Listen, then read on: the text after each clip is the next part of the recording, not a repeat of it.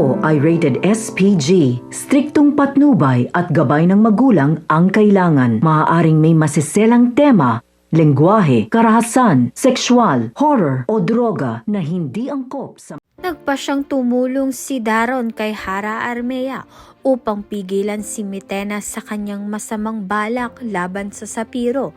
Nagmula si Daron sa Mineave, ang lupain na minsang kinabibilangan ni Mitena, kaya siya ang tunay na nakakakilala sa kanyang pagkatao at kahinaan.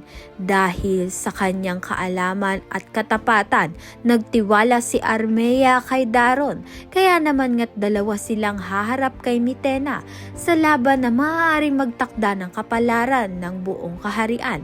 Subalit dito na nga magkakaroon ng malalim na relasyon itong si Daron at Armea dahil may posibilidad na palagi nga silang magkasama. Dahil dito magkakaroon nga sila ng mabuting relasyon. Sa kabilang banda naman nga pinaghahandaan na nga ni Hagorn at Mitena ang pagbagsak sa Sapiro, ang kauna-unahang kahariang nais nilang wasakin.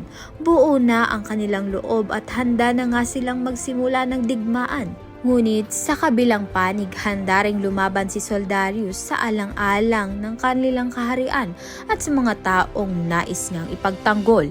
Kaya naman nga't yan at iba pa ang dapat nating pakaabangan. Maraming salamat sa iyong panunood.